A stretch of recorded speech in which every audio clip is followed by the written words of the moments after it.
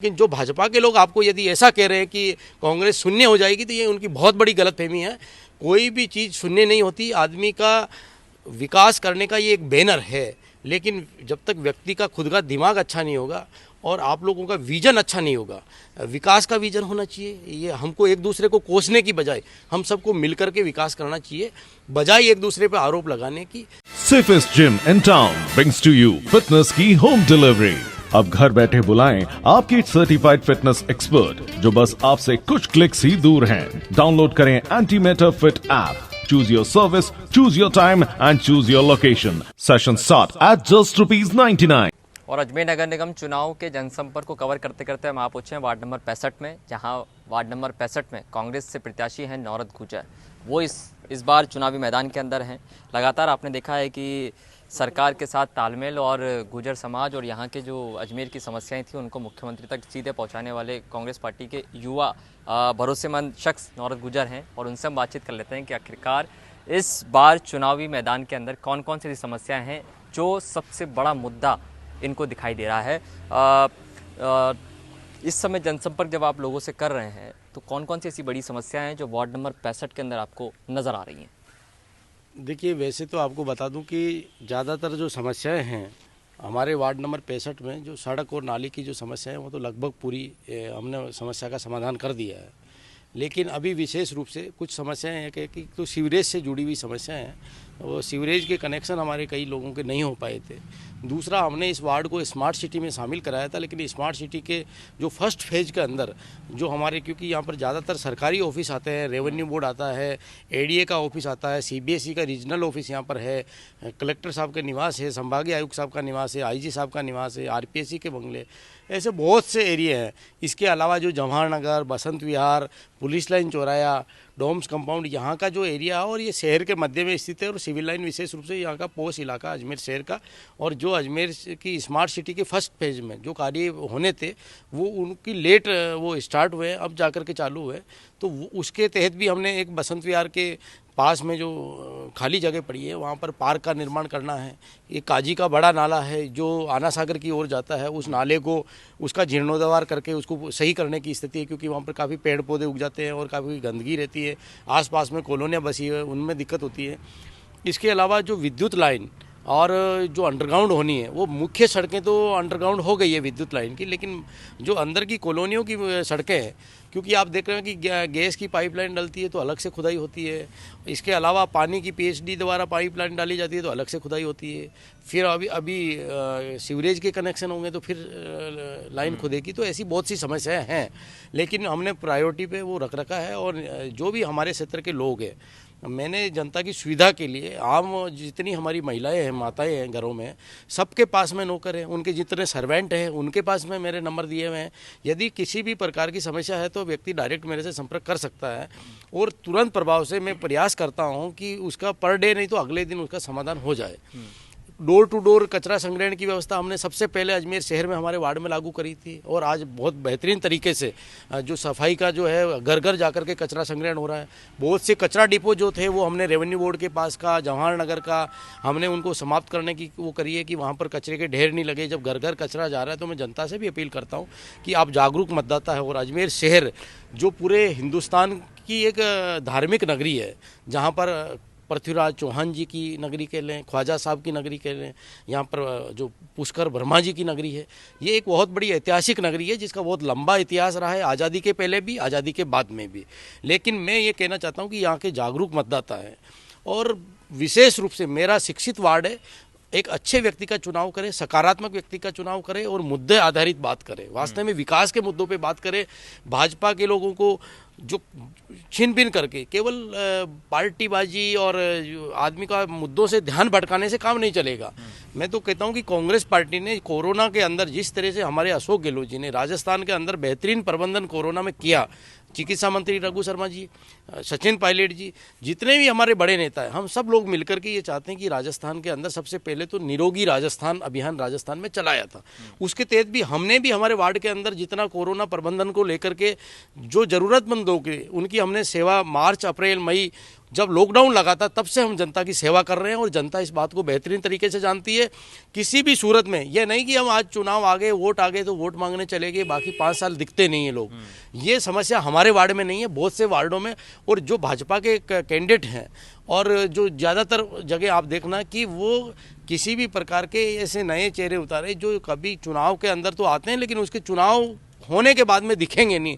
लेकिन मेरा चुनाव मेरे क्षेत्र की जनता लड़ रही है। ये वार्ड संख्या 65 के, सीवी लाइन के, जवाहर नगर के, पुलिस लाइन के, डोम्स कंपाउंड और सभी कॉलोनियों के लोग, वार्ड संख्या 65 की, चाहे ओंकार नगर हो, चाहे बैंक कॉलोनी हो, चाहे नया बाड़ा क्षेत्र हो, ये तमाम इधर सीवी लाइन का एरिया है, डोम्स कंपाउंड का एरिया है, गऊपुरा का एरिया है।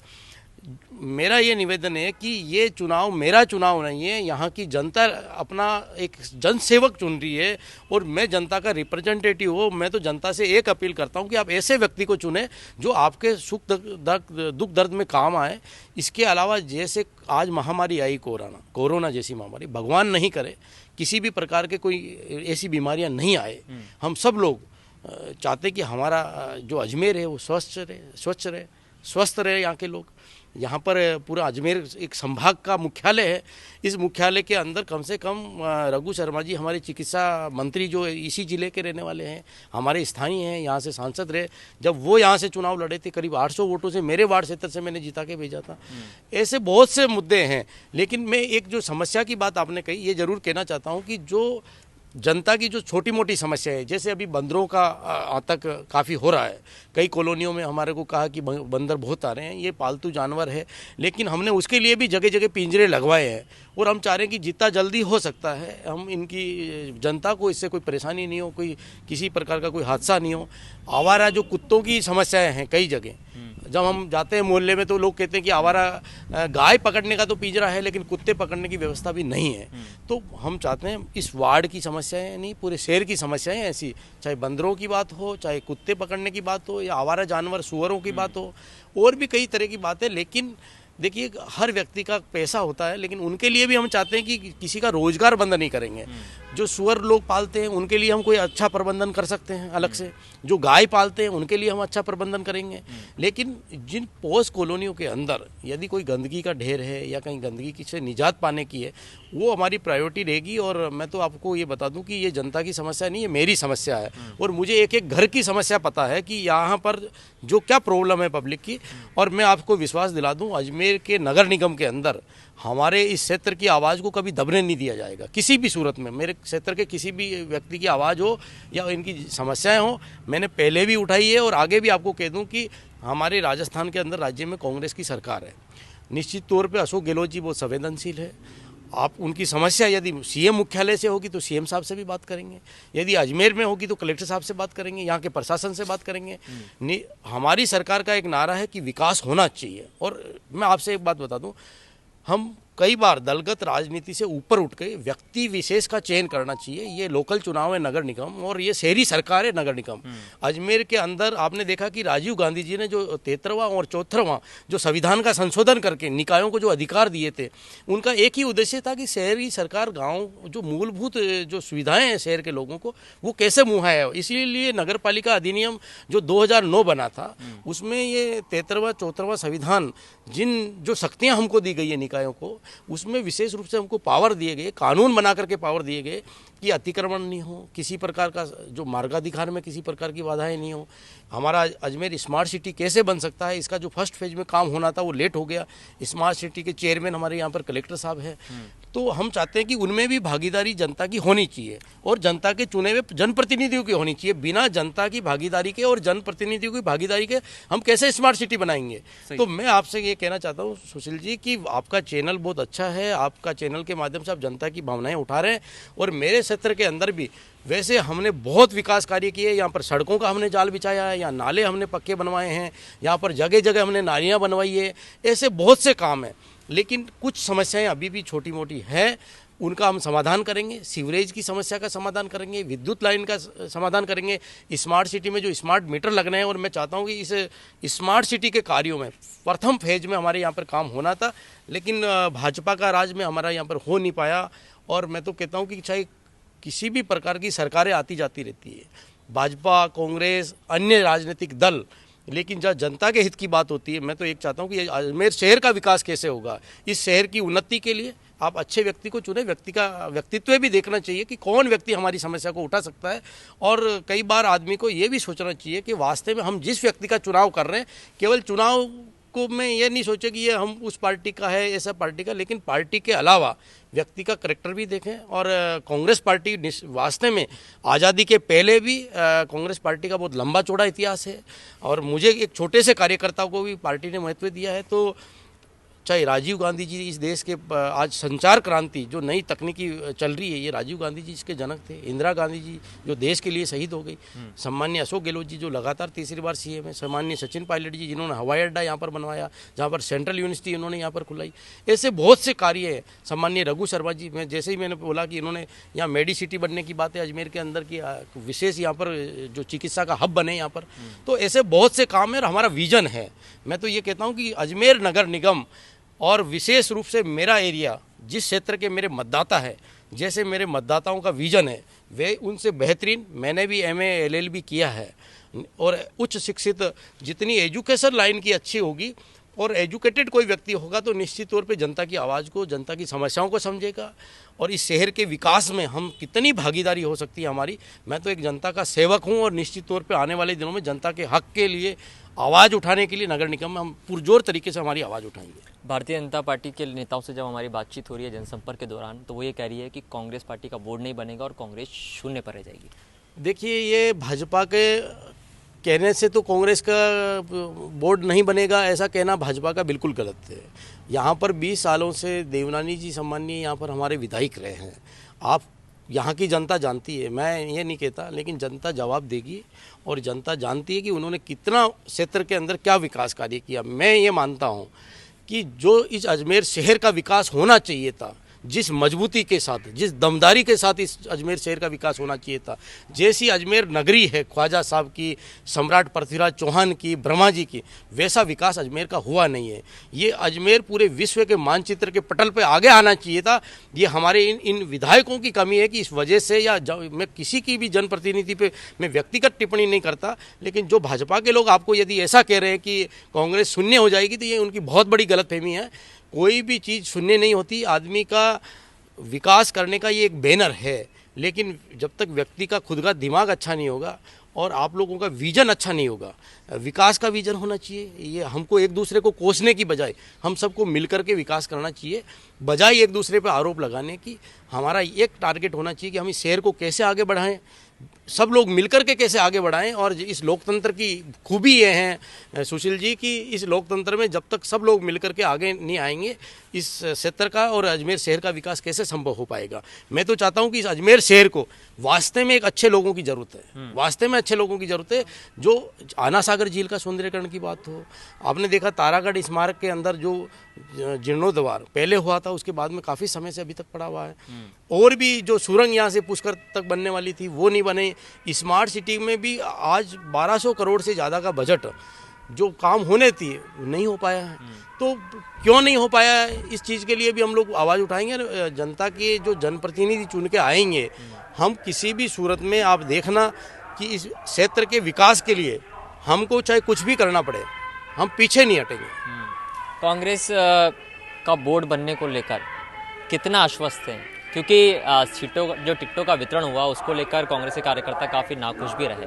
अब ऐसे में बोर्ड को लेकर आप क्या सोचते हैं, क्या आश्वस्त हैं?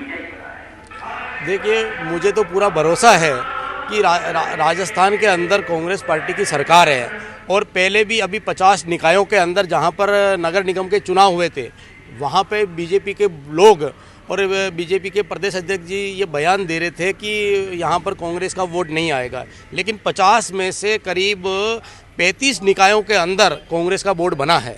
ये यहाँ के लोगों को समझना चाहिए।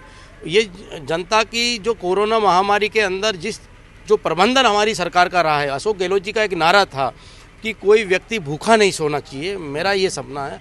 और मैं वास्तव में कहता हूँ, हमने भी जो प्रबंधन यहाँ पर कोरोना के अंदर किया, यहाँ पर हमारे तत्कालीन एसपी थे, मैं उनकी भी तारीफ़ करना चाहूँगा, और हमारे नए जो आए हैं यहाँ पर जो प्रशासन के लोग हैं उनके भी मैं बहुत धन्यवाद देना चाहता हूँ कि उन्होंने कोरोना महामारी में बहुत अच्छा प्रबंधन अजमेर में किया है और हमारे यहाँ पर कैजुअलिटी बहुत कम हुई है।